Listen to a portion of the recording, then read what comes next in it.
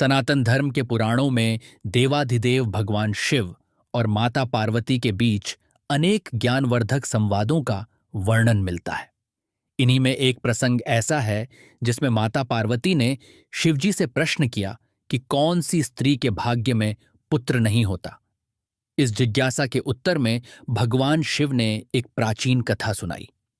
यह कथा न केवल भावपूर्ण है बल्कि जीवन को दिशा देने वाले गहन ज्ञान से भी परिपूर्ण है।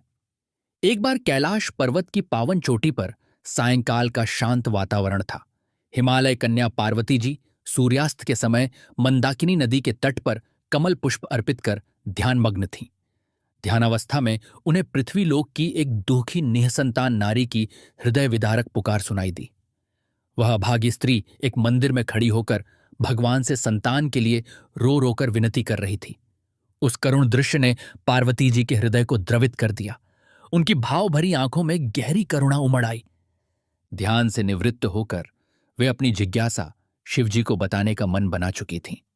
माता पार्वती ने मन ही मन संसार की अनेक स्त्रियों के दुखों का चिंतन किया, विशेषकर उनका जो संतान सुख से वंचित रह जाती हैं। इन विचारों ने उनके हृदय में प्रश्नों की लहर उठा दी। उनकी बड़ी बड़ी कोमल आंखों में दया के आंसू छलक आए। तब वे धीरे धीरे महादेव के समीप पहुंची। भगवान शिव ध्यान की मुद्रा में स्थित थे। पार्वती जी ने निकट आकर आदरपूर्वक कहा, हे स्वामी, मेरी एक जिज्ञासा है। महादेव ने नेत्र खोलकर प्रिय पत्नी की ओर प्रेमपूर्ण दृष्टि डाली। उन्होंने पार्वती जी की व्याकुलता भांपकर कोमल स्वर में कहा, पूछो देवी, तुम्हारे मन में क्या प्रश्न है? पार्वती जी ने हाथ जोड़कर निवेदन किया, हे महादेव, जगत में अनेक स्त्रियां पुत्र की इच्छा रखती हैं, परंतु कुछ के भाग्य में पुत्र लिखा ही नहीं होता। ऐसी कौन सी स्त्री है जिसके भाग्य में पुत्र प्राप्ति नहीं होती? कृपा करके यह रहस्य मुझे बताइए। यह प्रश्न पूछते समय पार्वती जी की वाणी करुणा से भर आई। भगवान शंकर ने पार्वती के प्रश्न को बड़े ध्यान से सुना। उन्होंने हल्का सा मुस्कुराकर कहा, हे पार्वती, तुम्हारा प्रश्न अत्यंत विचारणीय है। संतान सुख से वंचित रहना किसी स्त्री के जीवन का महान दुहक होता है। निःसंदेह इसके पीछे उसके कुछ कर्म और भाग्य के रहस्य कार्य करते हैं। तुम्हारी जिज्ञासा के समाधान हेतु मैं तुम्हें एक प्राचीन घटना पर आधारित कथा सुनाता हूं, जो स्वयं मैंने पूर्वकाल में देखी थी। ध्यानपूर्वक सुनो। प्राचीन समय की बात है। मालवा देश में अवंतीपुर नामक एक समृद्ध राज्य था। अवंतीपुर के राज सिंहासन पर राजा शुभकेतु और रानी श्रद्धा राज्य करते थे। राजा शुभकेतु धर्मपरायण, प्रजावत्सल तथा सत्यव्रती शासक थे। रानी श्रद्धा रूपवती, सद्गुणशीला तथा परम पतिव्रता थीं। राजमहल में सुख संपदा की कोई कमी न थी। प्रजा भी सुखी और समृद्ध थी। फिर भी उस दंपति के जीवन में एक बड़ी कमी थी। राजा और रानी कई वर्षों से संतान सुख की अभिलाषा रखे हुए थे, परंतु दुर्भाग्यवश उन्हें कोई संतान प्राप्त नहीं हो रही थी।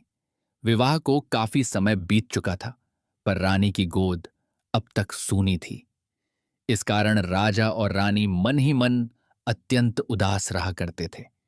प्रजा भी चिंतित थी कि राजवंश का भविष्य कहीं अंधकार में न पड़ जाए।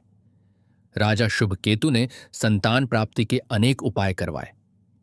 राजपुरोहितों द्वारा यज्ञ और अनुष्ठान कराए गए। देवालयों में बड़े बड़े दान दिए गए। ब्राह्मणों को भोजन करवाया गया। रानी श्रद्धा ने स्वयं व्रत उपवास रखे और देवी देवताओं से संतान के लिए प्रार्थना की, किंतु संतान प्राप्ति का सौभाग्य उन्हें प्राप्त नहीं हुआ। दिन, महीने और वर्ष बीतते गए। संतानहीनता का दुहक रानी को भीतर ही भीतर जलाने लगा। वह महल के आनंद और ऐश्वर्य के मध्य भी स्वयं को सूना अनुभव करती थीं। बालक के बिना उन्हें अपना नारी जीवन अधूरा प्रतीत होता था।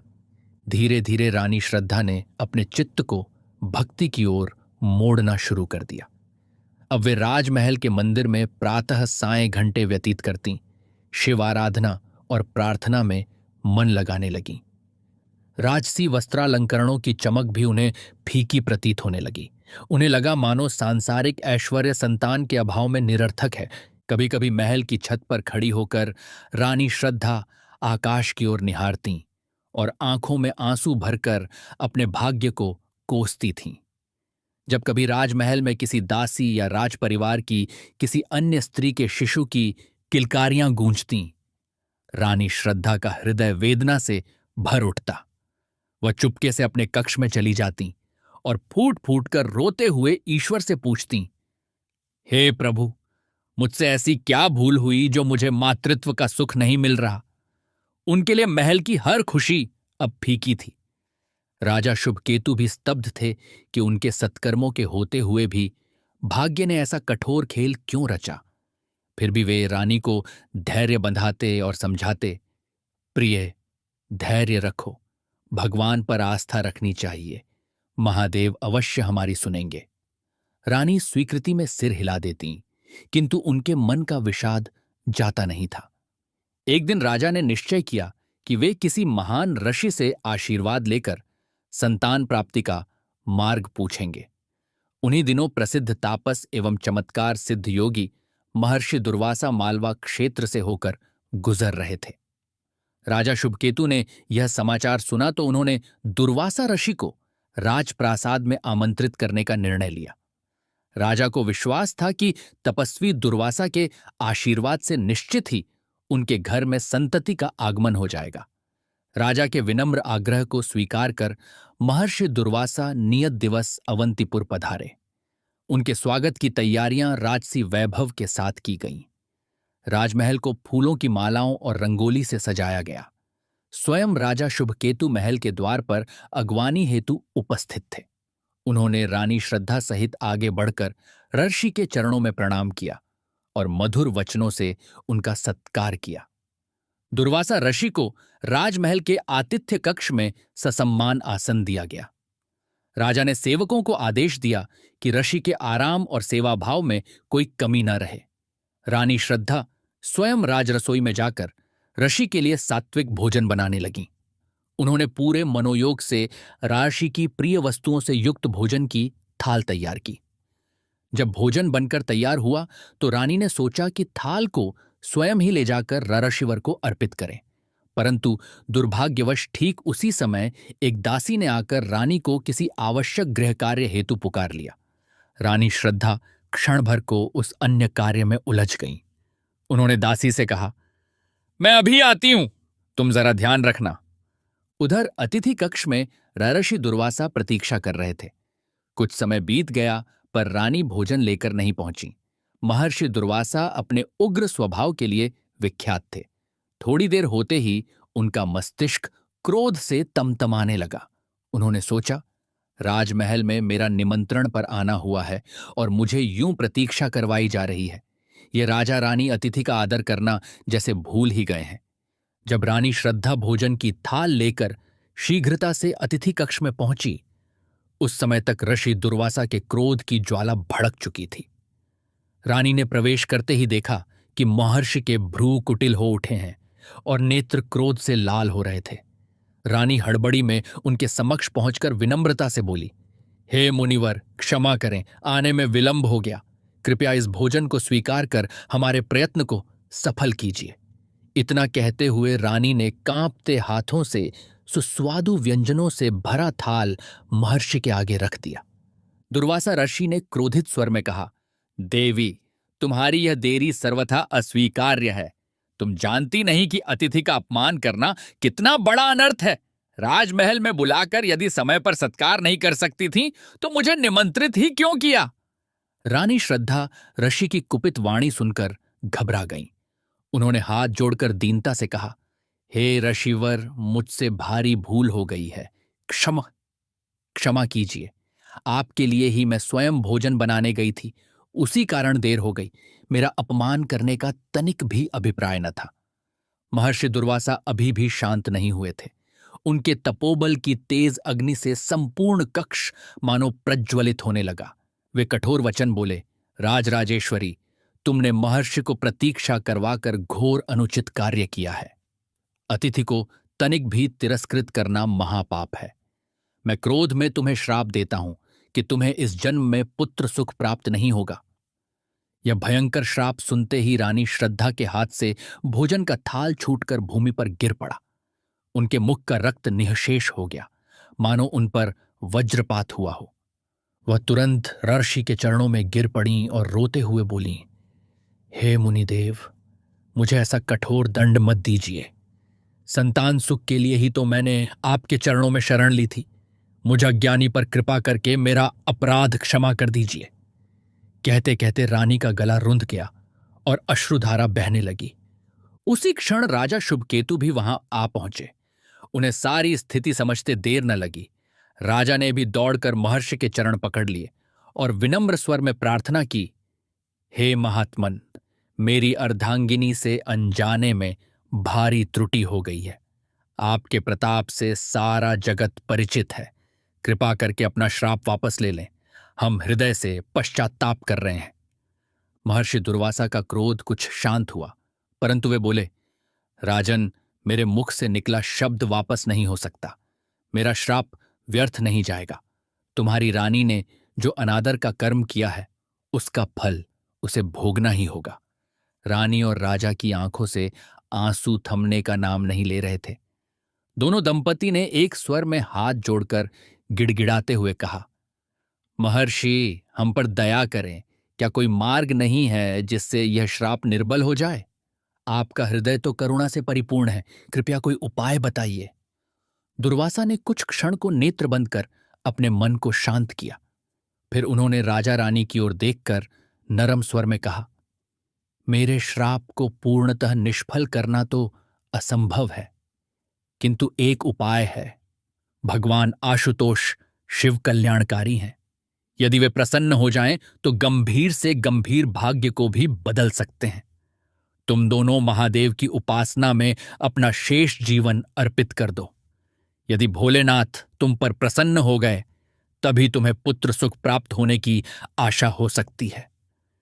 यह कहकर दुर्वासा ऋषि ने आशीर्वाद स्वरूप हाथ उठाया और बिना अन्न ग्रहण किए ही वहां से प्रस्थान कर गए।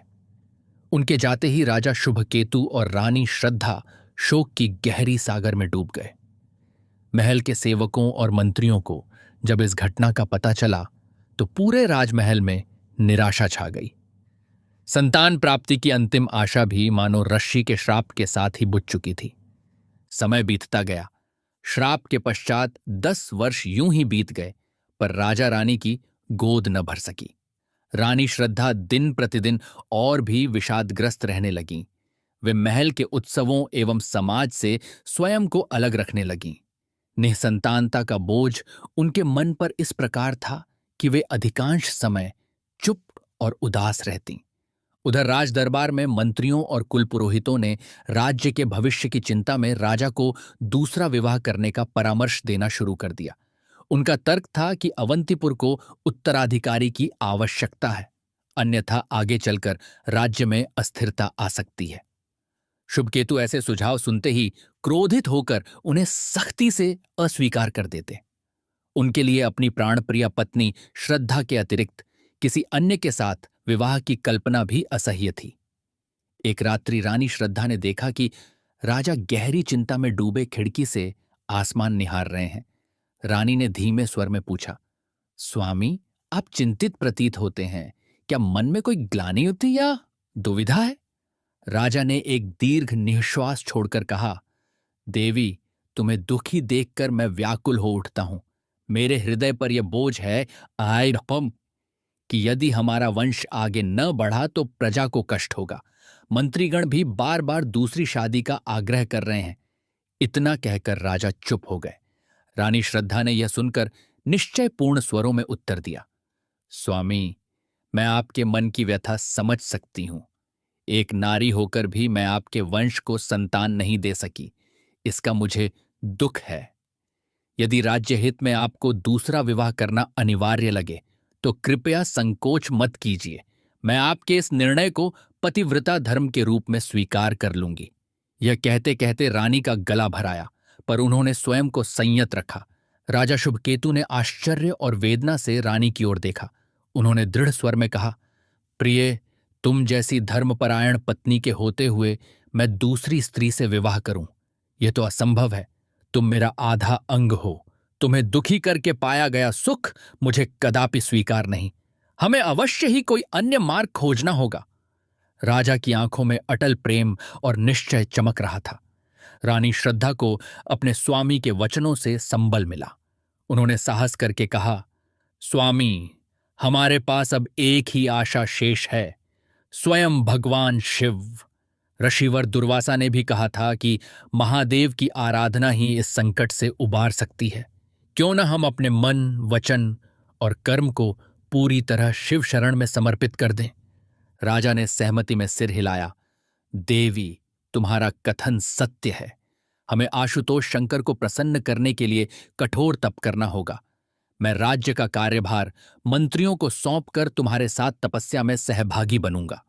अगले ही दिन राजा शुभकेतु ने राजकाज अपने विश्वस्त मंत्रियों को सौंप दिया और प्रजा को सूचित किया कि राजा रानी संतान प्राप्ति की कामना से तपस्या करने कुछ समय के लिए वन में प्रवास करेंगे। प्रजा ने अश्रुपूर्ण नेत्रों से अपने प्रिय नरेश दंपति को विदा किया।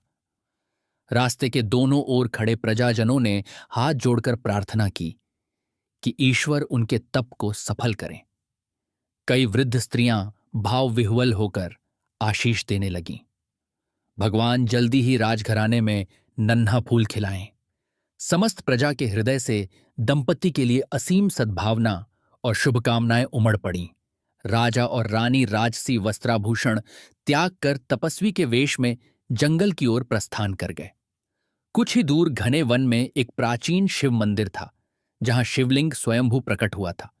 उसी मंदिर के निकट एक निर्मल नदी बहती थी और वातावरण अत्यंत शांत था।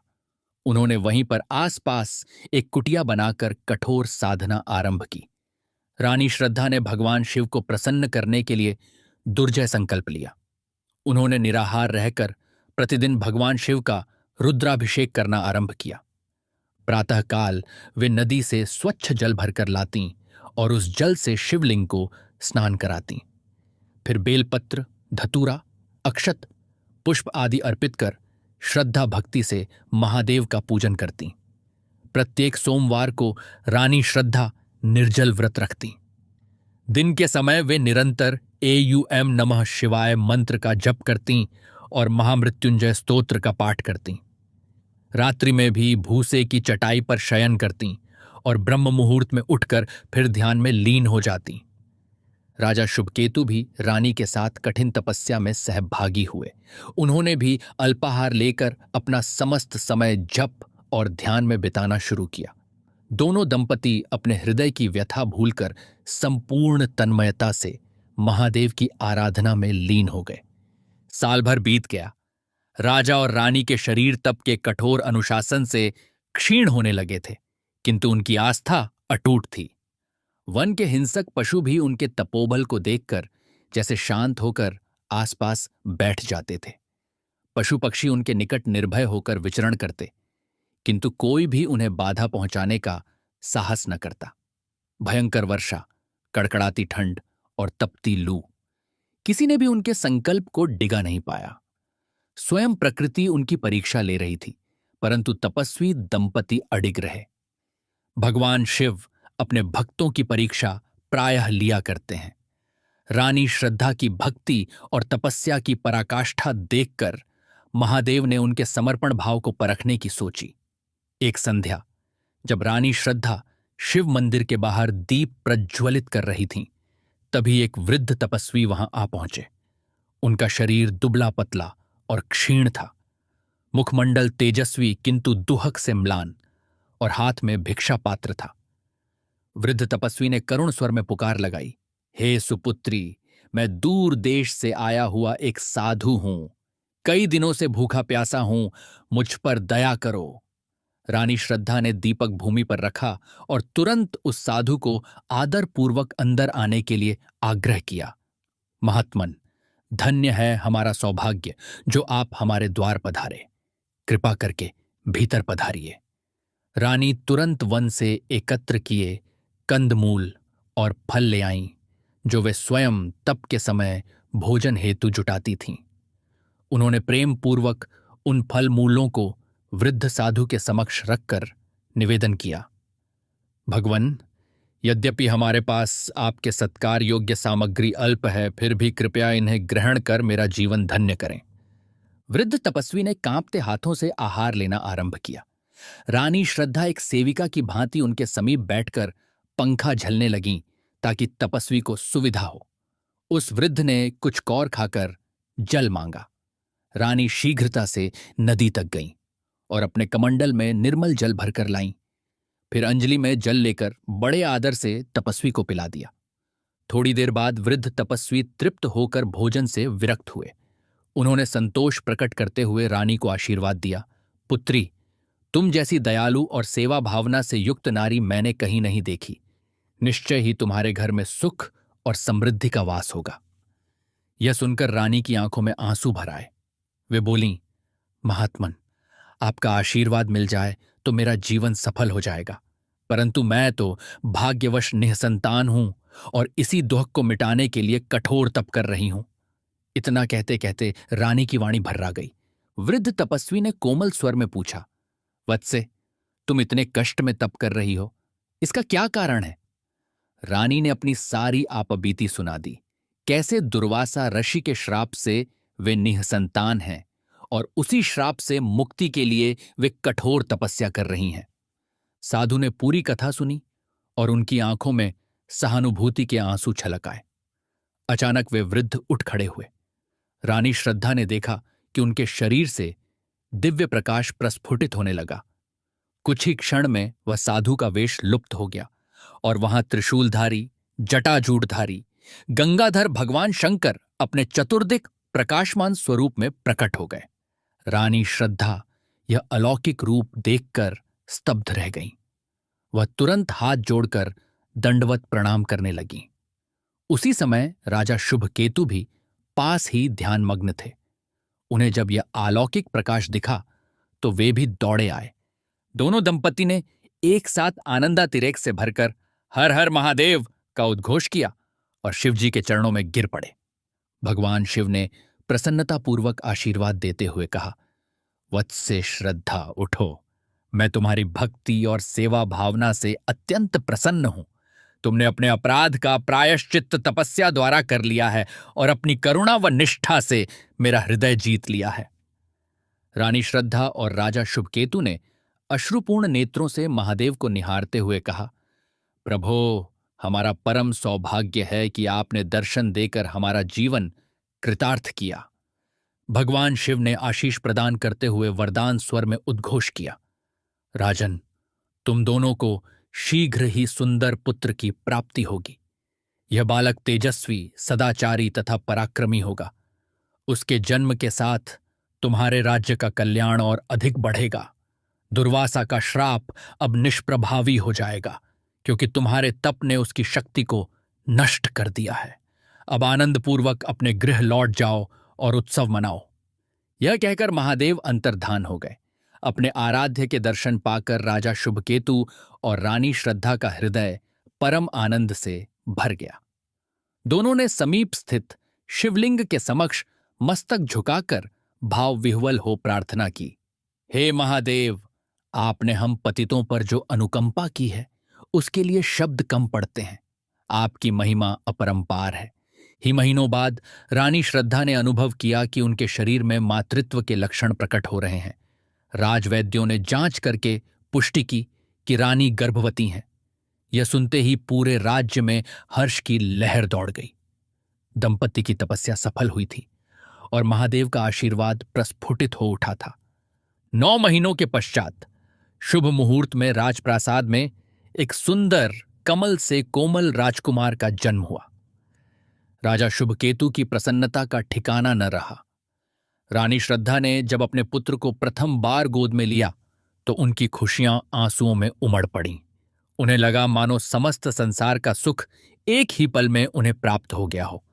वर्षों का संचित दुहक मानो उन हर्षाश्रुओं के साथ बह गया। प्रजा ने आनंदोत्सव मनाया। पूरे अवंतीपुर नगरी में घी के दिए जलाए गए। भव्य जुलूस निकाला गया और प्रजा ने नृत्य गीत द्वारा उल्लास प्रकट किया। ब्राह्मणों ने वेद ध्वनि के साथ राजकुमार का नामकरण संस्कार संपन्न कराया। बालक का नाम शिव प्रसाद रखा गया, क्योंकि वह वास्तव में शिव की कृपा का प्रसाद था। इस शुभ समाचार ने पूरे राज्य ही नहीं, दूर दूर के क्षेत्रों में भी हर्ष फैलाया। महर्षि दुर्वासा को जब तपोवन में ध्यान के दौरान यह दिव्य संदेश मिला तो उनके होंठों पर भी स्मित मुस्कान आ गई। उन्होंने मन ही मन राजा शुभकेतु और रानी श्रद्धा को आशीष प्रदान किया। दुर्वासा ऋषि ने अनुभव किया कि शिव कृपा से उनके कठोर श्राप का परिहार संभव हुआ है और दंपति के साथ न्याय स्थापित हो गया है। राजा शुभकेतु ने घोषणा की कि हर वर्ष उस पावन दिवस को उत्सव के रूप में मनाया जाएगा जिस दिन महादेव ने कृपा करके उन्हें पुत्र रत्न प्रदान किया। स्वयं राजा ने सहस्रों गरीबों को भोजन करवाया, वस्त्र एवं स्वर्ण दान किए। रानी श्रद्धा ने सुहागिन स्त्रियों को सौभाग्य की सामग्री भेंट की और सभी से अपने पुत्र के लिए आशीर्वाद लिया। महल में बालक शिवप्रसाद की किलकारियों के साथ खुशियां लौट आईं। राजा और रानी ने संतान सुख पाकर भगवान शिव के चरणों में बारंबार धन्यवाद अर्पित किया। उन्होंने प्रण लिया कि वे सदैव सत्य, धर्म और करुणा के मार्ग पर चलेंगे तथा अपने पुत्र को भी उत्तम संस्कार देंगे। इस प्रकार भगवान शिव की असीम कृपा से रानी श्रद्धा को पुत्र प्राप्ति हुई और महर्षि दुर्वासा का कठोर श्राप अंततः उनके तप के बल से निष्फल हो गया। एक स्त्री जिसके भाग्य में प्रारब्धतः पुत्र सुख नहीं था, उसने अपने सत्कर्म, सेवा और शिव आराधना द्वारा अपने भाग्य की रेखा बदल डाली। महादेव शिव ने कथा समाप्त करते हुए पार्वती जी की ओर स्नेहपूर्ण दृष्टि से देखा। माता पार्वती की आंखों से कभी विषाद तो कभी आनंद के आंसू झर रहे थे। उन्होंने भाव विह्वल स्वर में कहा, स्वामी, यह कथा अत्यंत मार्मिक और शिक्षाप्रद थी। अब मैं भली भांति समझ गई हूं कि किन कर्मों के फलस्वरूप स्त्री को जीवन में पुत्र सुख नहीं मिल पाता। भगवान शिव ने धीरे से मुस्कुराकर उत्तर दिया, हां देवी, जो स्त्री संत महात्माओं का अपमान करती है या जीवन में घोर अधर्म के मार्ग पर चलती है, उसके भाग्य में पुत्र का सुख नहीं होता। यह उसके कर्मों का दंड होता है। पार्वती जी ने पूछा, स्वामी, यदि किसी स्त्री ने अज्ञानवश ऐसा पाप किया हो तो क्या यह दंड सदा के लिए अटल रहता है? क्या उसके लिए कोई प्रायश्चित नहीं? शिवजी गंभीर स्वर में बोले, पाप का फल भोगना तो पड़ता है, किंतु सच्चे हृदय से किए गए प्रायश्चित, सेवा और भक्ति से भगवान को प्रसन्न किया जा सकता है। ईश्वर की कृपा से भाग्य की दिशा बदली जा सकती है। रानी श्रद्धा ने भी यही सिद्ध किया। अतः मनुष्य को कभी निराश होकर गलत मार्ग नहीं अपनाना चाहिए, अपितु पश्चाताप और भक्ति द्वारा अपने दोषों को दूर करने का प्रयत्न करना चाहिए। पार्वती जी ने प्रसन्न होकर कहा, प्रभो, आपकी वाणी सत्य और ज्ञान से परिपूर्ण है। यह कथा सुनकर मेरा हृदय गदगद हो उठा है। अब मेरा संशय मिट गया है। वास्तव में ईश्वर की महिमा अपरंपार है। वे न्याय भी करते हैं और दया भी दिखाते हैं। शिवजी और पार्वती जी के मुखमंडल पर स्निग्ध मुस्कान खिल उठी। कैलाश पर्वत का वातावरण दिव्य आनंद से भर गया। माता पार्वती को अपने प्रश्न का उत्तर मिल चुका था और इस संवाद से तीनों लोकों के प्राणियों को भी यह शिक्षाप्रद संदेश मिला कि भगवान की शरण में जाने से अटल भाग्य को भी बदला जा सकता है। इस प्रकार हमने देखा कि एक स्त्री जिसके भाग्य में प्रारंभ में संतान सुख नहीं था, उसने अपने तप और भक्ति से वह सुख प्राप्त कर लिया। भगवान शिव की इस पौराणिक कथा से हमें यह शिक्षा मिलती है कि कभी भी संतों का अपमान या किसी असहाय प्राणी को कष्ट नहीं देना चाहिए। यदि अज्ञानवश कोई भूल हो भी जाए तो सच्चे हृदय से भगवान से क्षमा मांगने और कठोर परिश्रम करने से भाग्य की दिशा बदली जा सकती है। सत्कर्म, भक्ति और सेवा से जीवन के बड़े से बड़े अभाव भी दूर किए जा सकते हैं। इस कथा से हमें यह भी सीख मिलती है कि यदि भाग्य कठोर हो, तब भी श्रद्धा और पुरुषार्थ से ईश्वर को प्रसन्न कर विपरीत भाग्य को अनुकूल बनाया जा सकता है। इसीलिए मनुष्य को कभी भी आशा नहीं छोड़नी चाहिए। यदि आपको यह कथा अच्छी लगी हो तो इसे लाइक करें, अपने विचार कमेंट में लिखें, कथा को अपने मित्रों एवं परिवारजनों के साथ शेयर करें और हमारे चैनल को सब्सक्राइब करना न भूलें।